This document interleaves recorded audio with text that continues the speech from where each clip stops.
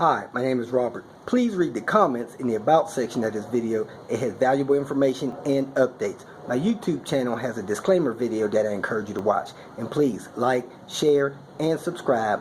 I hope you found what you're looking for. Thank you very much for watching. In this video, I am filming us doing a four-wheel alignment on Panther. Primarily just to let you see how this is done. The equipment that it's done with is something that you just don't get it at home. I don't think this is really a DIY project. However, if you do some suspension work, change a steering rack or something like that, the other video that I have shows you how to get that close enough to drive around a little bit until you get an alignment done. So you want to get an alignment done. It'll extend the life and wear of your tires. It'll make it more comfortable for you to drive the car around. It's not pulling from one side to another. And it'll also let you know if you have something busted and destroyed in your suspension system that could be making the car unsafe. Every good alignment shop should be able to find out if you got something bent or broken in your suspension, so you can get that stuff fixed. I'm sure there are different kind of machines. I don't know which this one's called, but the point is you get to see how it's done. You understand that it's not something you could really do at home, and it's just an informational video. Today we got the Panther in the shop. We're going to do a official alignment on there. See how far off we were with our makeshift alignment that we did when we did the manual swap. And steering rack, also going to straighten out the steering wheel. It's best to do an alignment when your car is weighted the way it's primarily driven. So if you always drive around with the car weighed down with stuff, go ahead and weigh it down and get your alignment done. That way you have the best results with your alignment. So we're going to put the car up in the air, set it down on the alignment stands, and go from there. Laser guided. We installed the heads on each wheel. As you see, they clip inside the rim. Put one on each location because we're doing a four-wheel alignment. This will let me know if I got any suspension parts that are out of whack or whatever. All four are in position. Plug all four heads in so they communicate with the alignment machine. And Tony's in charge of the controls. This is an all-wheel drive? Two-wheel drive. Man. 850 two-wheel drive. Please wait.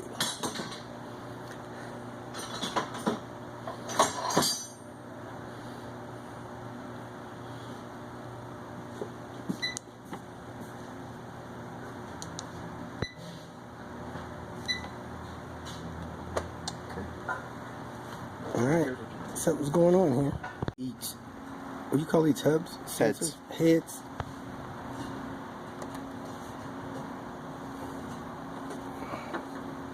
Are you going to level them?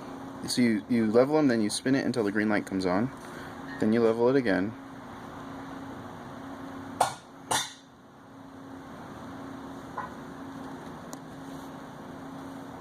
And you do that 3 times.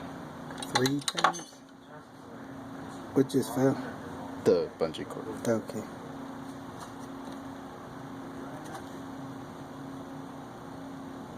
Oh, that kind of centers it with the wheel or something? It's like run out, basically. Okay. And then both lights stay on, and you're done. Alright. And then just straighten the wheel, and then just leave it on. So you seen us comp the wheels.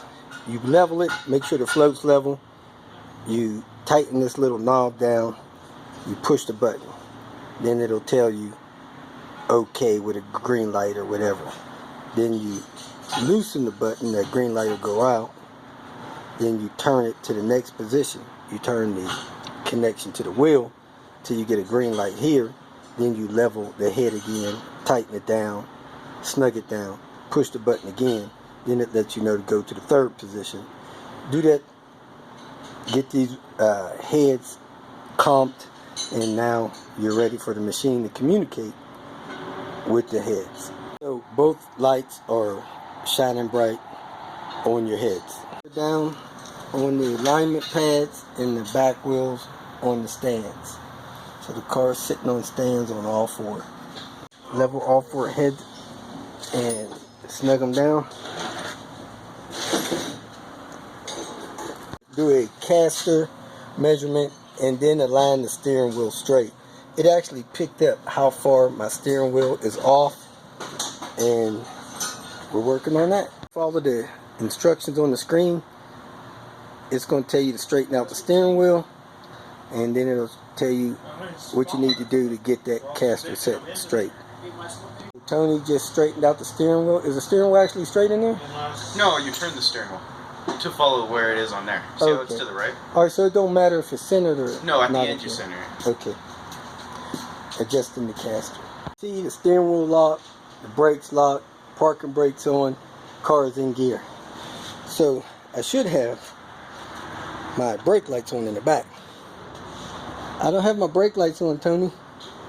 Well, your battery could be dead. I don't think we got that brake on in there. Alright, we're following the instructions on the machine, measuring the caster so we'll know how it'll need to be adjusted later. So here's the readings. Chamber, cross chamber, caster, cross caster. What is that SAI? Steering angle inclination. Okay. Incline angle, toe, total toe. That total toe has limits for each vehicle. Setback, turning angle, then your rear wheels. So we're going to got the steering wheel set straight and locked. Now we're going to adjust the alignment to bring them within spec. Adjust your back tires, or that's what they do at the alignment shop.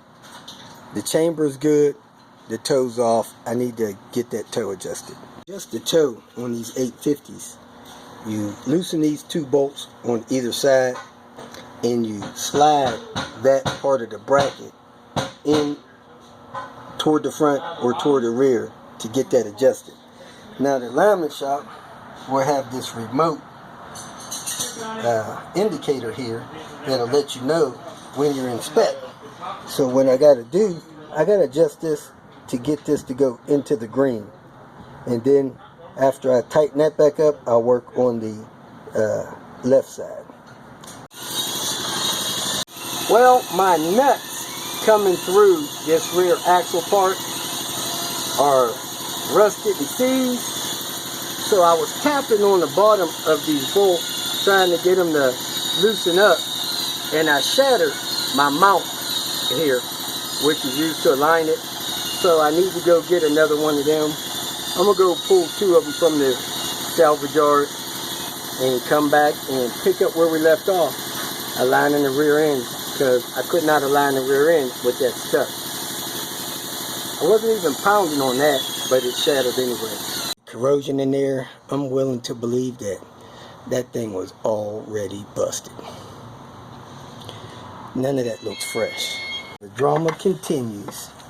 My sway bar is broken down inside there, so I need to get another sway bar for this car.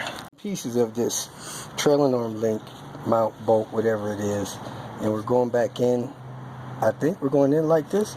Is that the right way? That's the right way. Because I never pulled those bolts out. That's the right way. So this got to go in there, past this, and bolt right in the end of that. Or was it like this? No, the other way. All right, it was like this? Yeah. All right, so going back up here, you got to take the shocks off, take both sides of these bushings off. Of course, I got a broken sway bar, so I'm probably not even going to put that back on. And go back in with this thing, one on each side. Had some serious issues with my rear end. The trailing arm bushing, or whatever this is, on the passenger side was broke. The one on the driver's side was broke. My sway bar was broke. This was really in bad shape. Only thing holding the rear end on was the bushings that mount the trailing arms onto the frame of the car. This side loose, that side loose, and you adjust the position in and out of these bolts. Pry a little bit here, pry a little bit there, squeeze in, whatever you got to do to get. You want dual green lights, and you want them to be close. I got plus 0, 1, 3 on the passenger side, and plus 0, 5 on the 0.05 on the driver's side. We could not get this any closer than that. Something is probably bent, causing that to be out of spec. So we're going to press on. Maybe one day I'll do a trailing arm. This is telling you where the fronts are. The fronts are off, so we're getting ready to adjust those. All done as close as we could get it. You see the caster is 3.6 and 3.2. Then our toe is it keeps bouncing from 0.19 to 0.20. They're supposed to match like they are right now. They keep floating around for some reason. And then our rear chamber, which this car didn't have a chamber adjustment. Camber? Okay, camber. And then the toe is that toe good or is it off? This one is the one that's bent. Okay, so it's just barely off on the passenger side. It's the best we could do because something in that rear suspension is bent. If you feel that this information was useful, please like it and share it with your social media friends.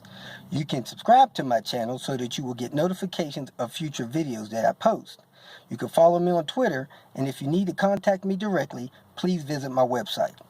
And if you have any questions, leave them below, and someone or myself will reply to them. Again, thank you very much for watching.